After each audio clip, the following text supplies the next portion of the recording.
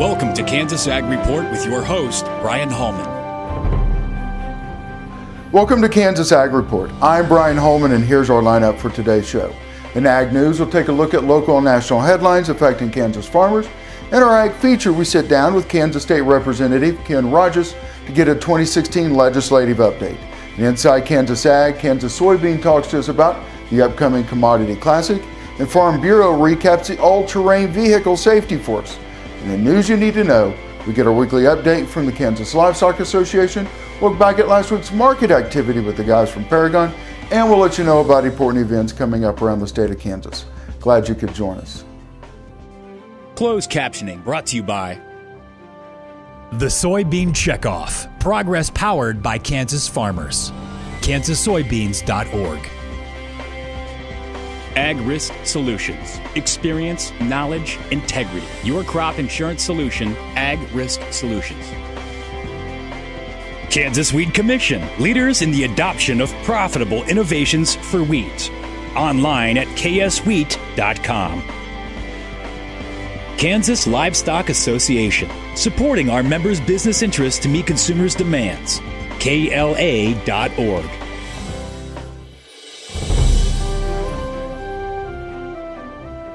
Here's our national headlines for this week in Ag News. The USDA is forecasting an even larger trade surplus of agricultural goods in 2017.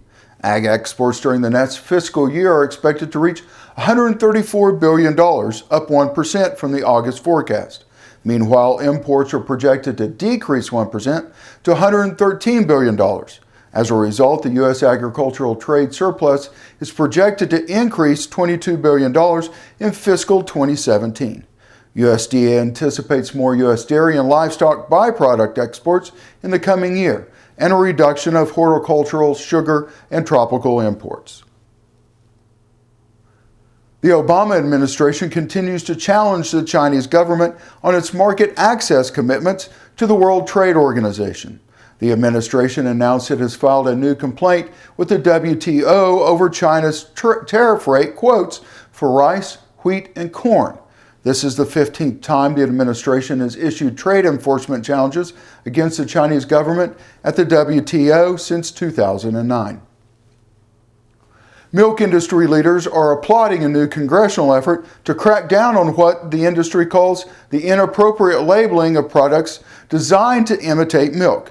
The National Milk Producers Federation says labels with the word milk that don't clearly state it's a non-dairy imitation are misleading the public.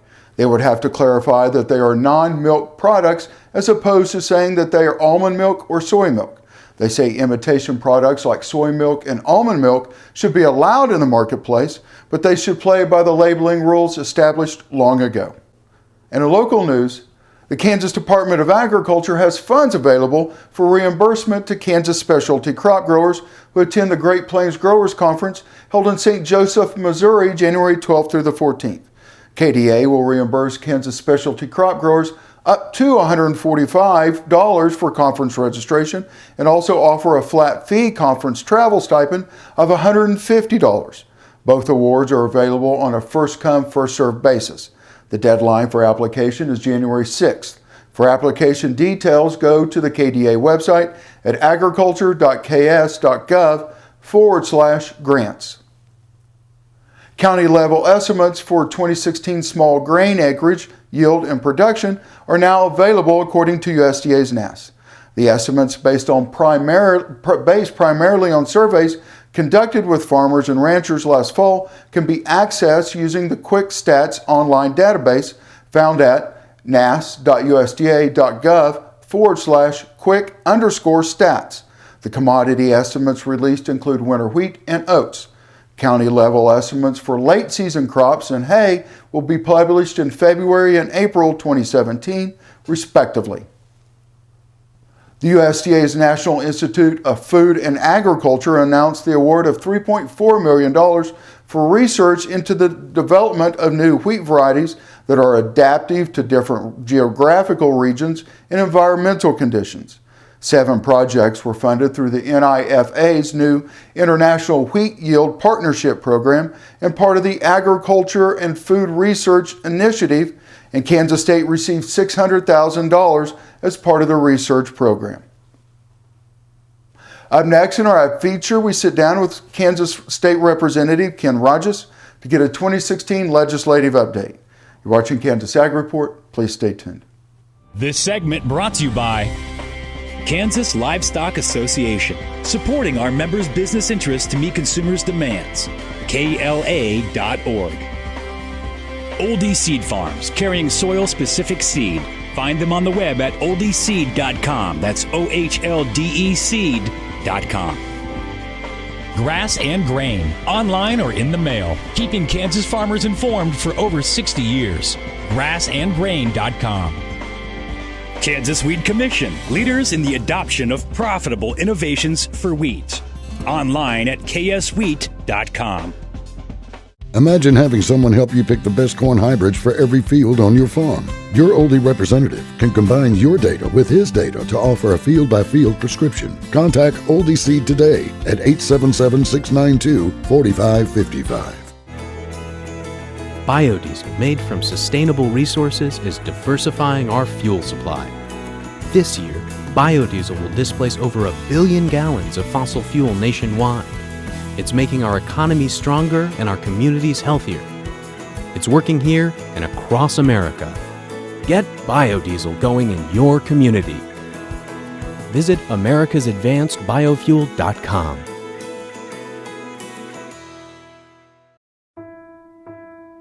You need a partner that you can count on to be there for your business. Providing a depth of understanding to risk management issues so you don't have to.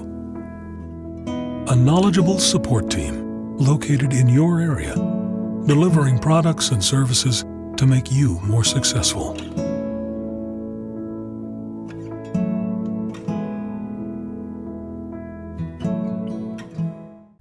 Premier Farm and Home has what you need to make your lawn the best in the neighborhood. Hi, I'm Ken. We choose Premier Farm and Home for the professional look that we do ourselves. Feel free to stop in. You can also visit our website at heycow.com. Thanks for staying with us again. Merry Christmas, everybody. We're joined by Ken Rogers, our friend from agview.net. Ken, it's Merry Christmas. Well, Merry Christmas to you and yours. Thank you. We've been doing this a long time. We've been together doing segments off and on for the last almost 4 years. Right. So can you believe that? Right. Gosh, in a couple of weeks we're going to have a new administration sworn in federally. Republicans will control the House and the Senate. We'll get a new someone on the Supreme Court. Got a lot of things going on the national level, but on the state level as well. There is, and so we'll put my other hat on, that being a state legislator, and we do have there's a lot of excitement going on, a lot of changes happening. Some maybe aren't as excited as others, but overall our challenges are very daunting, not only the federal but as well as the state level. But a bunch of new legislators in Topeka, and so I'm hoping that we get right to it and get under the list, which is long, of things we need to do. One of the main lists being revenue shortfall. Well, I think that's going to be the biggest thing, and the underlying theme of this session is whether you want to call it revenue enhancement, taxes, whatever. That's going to be the biggest talk, and trying to gain things to make up for our budget deficit. We all know that we're really kind of behind the 8 ball a little bit. Agriculture, oil and gas, aviation are all still trying to get going, and so the challenges are great, and there's a number of plans out there, and we'll see which one sticks, which one can get the most support, and then we'll go from there. Now, as you were talking to your constituents coming into the fall election and getting ready to go into the new year, were they ready to pay taxes? And by no means did we fault Governor Brown back. I think it was an excellent try, but I mean, tax revenue's just fallen short. I mean, are your constituents, they understand the situation we're in, and they're going to have to pay a little bit this year? I mean, well, I think many of mine that I've talked to say we need to get this fixed. I'm not necessarily one to say, give me the first plan that's out there to raise taxes and this will solve things. It's a complicated process. The other thing is, this didn't happen overnight. It's going to be a long-term fix. So I guess my hope and maybe the plan is to do little fixes as we go. I think if you had a big jolt, that would hurt the economy.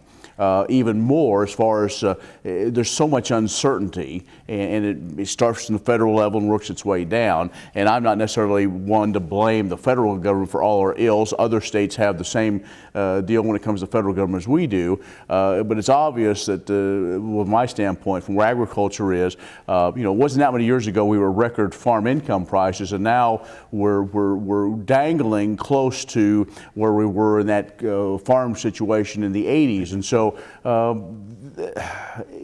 there's going to be some hard conversations, some hard votes, and that's just the way it is. The people will have to decide, are we in this together, or are we going to turn around and say, well, so-and-so raised my taxes, they're out of here, because eventually something is going to have to happen. We're going to continue to have to look at doing something different with revenues and or spending or something, and we'll work on it. It's not going to be easy, though. Right, exactly. We're going to take a quick break. When we come back, we're going to finish up with our friend Ken Rogers from agview.net. About your Kansas Ag Report, and we'll see you in just a minute. This segment brought to you by Farm Bureau, a grassroots ag organization representing the state's farmers and ranchers since 1919. KFB.org. Oldie Seed Farms, carrying soil-specific seed. Find them on the web at oldieseed.com. That's OHLDE seed.com. Grass and Grain, online or in the mail, keeping Kansas farmers informed for over 60 years. Grassandgrain.com. Kansas Wheat Commission, leaders in the adoption of profitable innovations for wheat. Online at kswheat.com.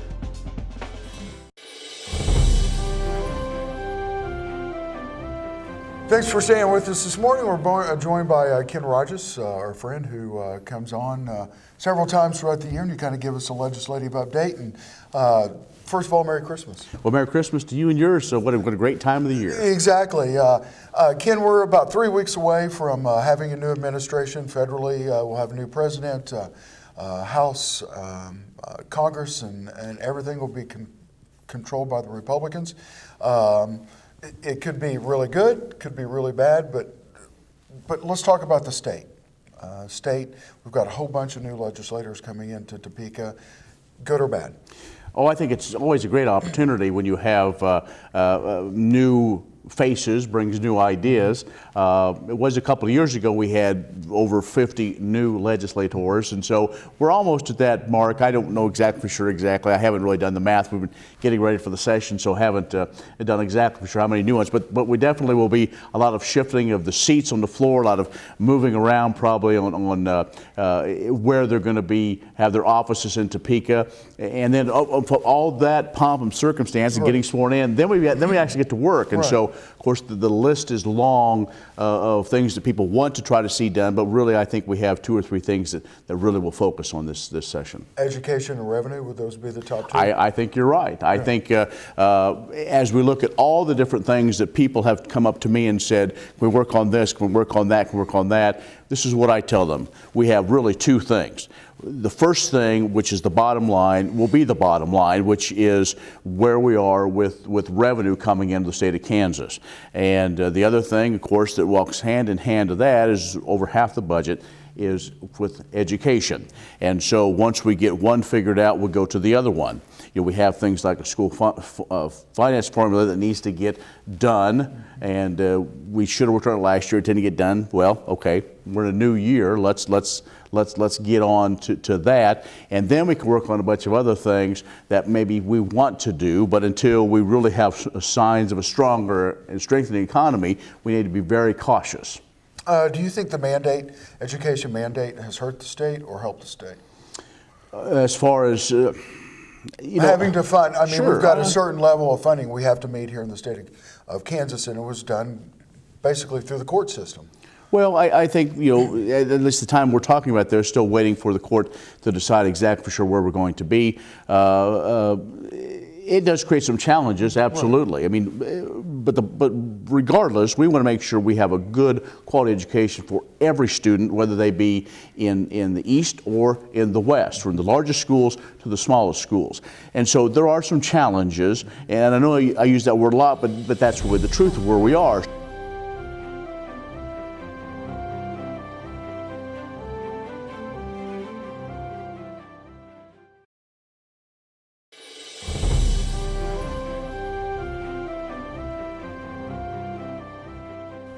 Commodity Classic registration and lodging now are open online.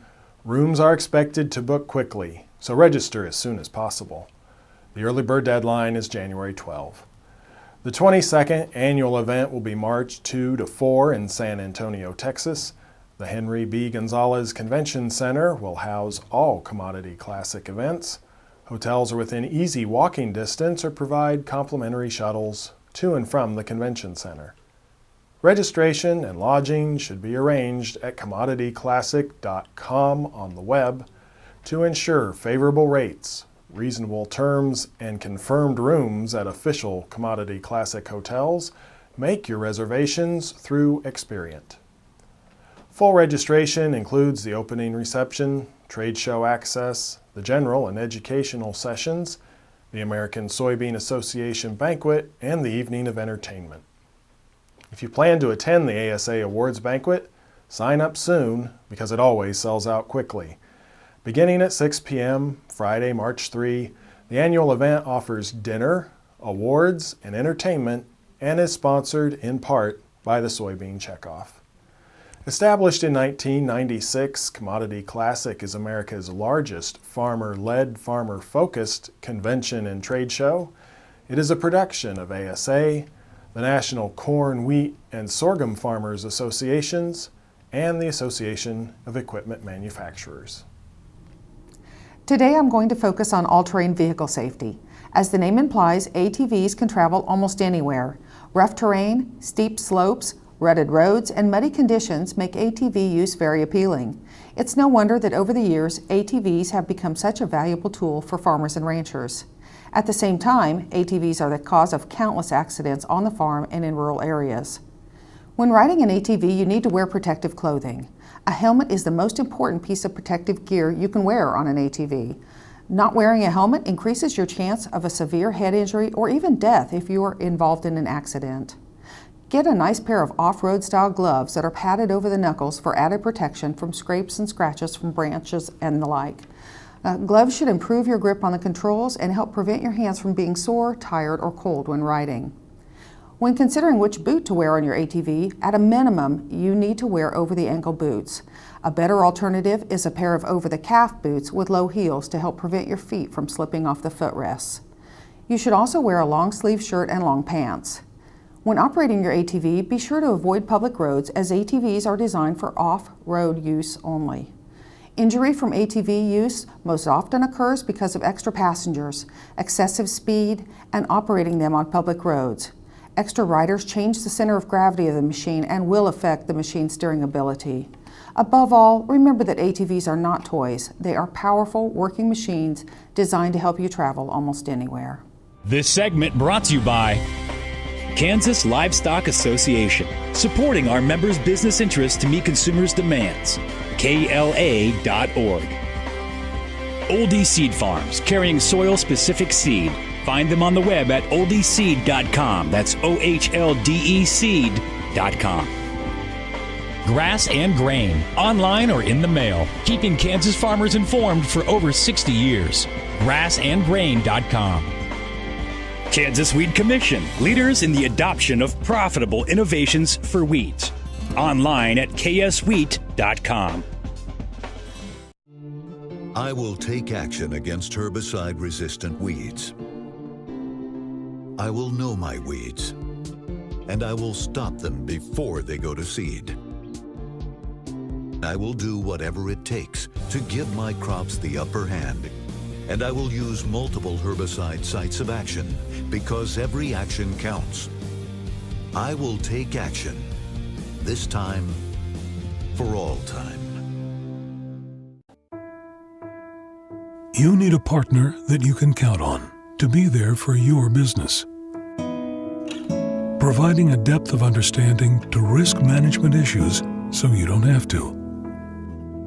A knowledgeable support team located in your area, delivering products and services to make you more successful.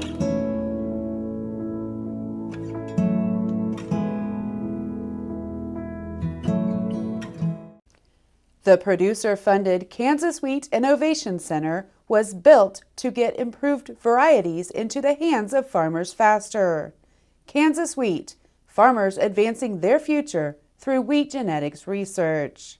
Kansas Farm Bureau, the voice of agriculture, represents grassroots agriculture. The state's largest and most powerful farm organization stands up for its members through leadership development, agriculture education, legal defense, environmental advocacy, farm safety, and risk management. Members also enjoy money-saving benefits. To join our organization today or to learn more, go to www.kfb.org or find us on Facebook and Twitter. Biodiesel made from sustainable resources is diversifying our fuel supply. This year, biodiesel will displace over 1 billion gallons of fossil fuel nationwide. It's making our economy stronger and our communities healthier. It's working here and across America. Get biodiesel going in your community. Visit americasadvancedbiofuel.com.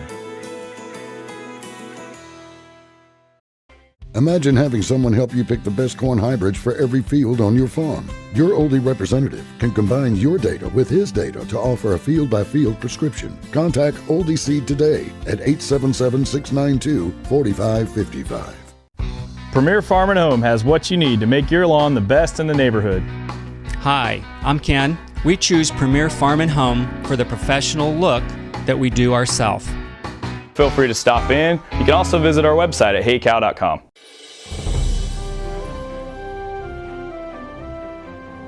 As the January 1 implementation date for the new Veterinary Feed Directive draws near, livestock producers should take the time to learn about the changes in antibiotic regulations. After that date, a licensed veterinarian must issue a VFD for a producer to use an antibiotic considered medically important for humans in or on livestock feed. The use of these specific antibiotics for production purposes will be illegal, but they still can be used for the prevention, control, or treatment of an identified livestock disease. Producers are required to establish and maintain a veterinary client-patient relationship, which will be the basis for professional supervision of VFD. The VFD order must be sent or taken to the feed manufacturer or supplier. VFD feed can only be used for the indications and duration specified on the antibiotic label and only fed to animals on the premises indicated on the VFD. A copy of any VFD must be maintained by the producer, veterinarian, and feed distributor for a minimum of 2 years. This documentation must be provided to the Food and Drug Administration upon request. Resources are available to learn more about VFD. There is a link on the front page of KLA.org to information from the Beef Cattle Institute at Kansas State University. Information about responsible antibiotic use in the VFD also can be found at beefusa.org/antibiotics. Good morning. I'm Derek Hermish with Paragon Ag. As of Monday, December 19th, the cattle market has posted a sizable rally over the last 2 months. With this rally, I've had the good fortune of having discussions with cattlemen about ways to protect profitability between now and June or even into the fall of 17. We didn't have as many of these talks in the last year, it seems like. Keeping your head above water was about all you could do at times. There were still opportunities to be profitable for sure, but you had to be an aggressive hedger early and often. And not everybody is built that way.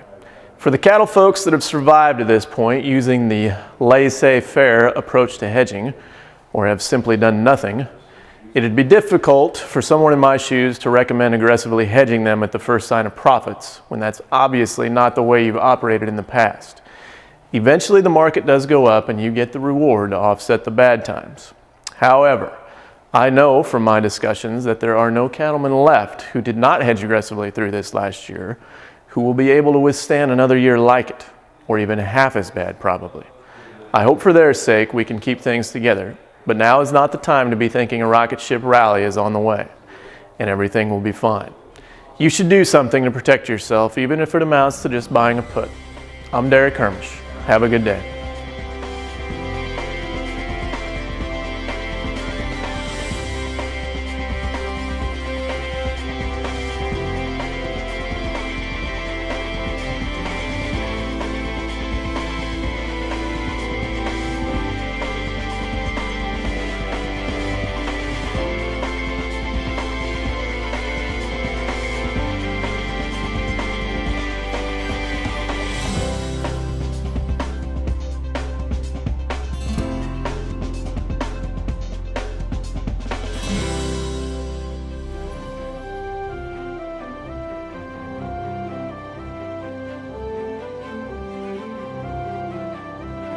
Closed captioning brought to you by The Soybean Checkoff. Progress powered by Kansas farmers. KansasSoybeans.org. Ag Risk Solutions. Experience, knowledge, integrity. Your crop insurance solution, Ag Risk Solutions. Kansas Wheat Commission. Leaders in the adoption of profitable innovations for wheat. Online at kswheat.com. Kansas Livestock Association, supporting our members' business interests to meet consumers' demands. KLA.org. Well, that's our show for today.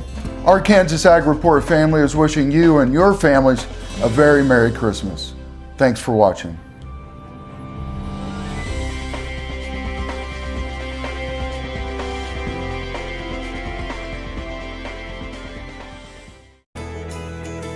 Biodiesel made from sustainable resources is diversifying our fuel supply.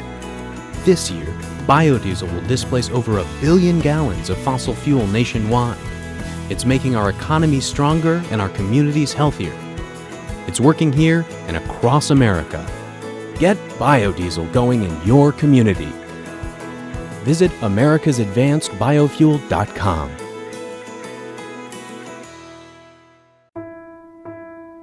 You need a partner that you can count on to be there for your business. Providing a depth of understanding to risk management issues so you don't have to. A knowledgeable support team located in your area, delivering products and services to make you more successful.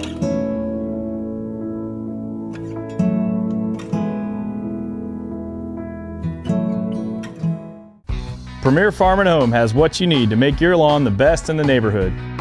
Hi, I'm Ken. We choose Premier Farm and Home for the professional look that we do ourselves.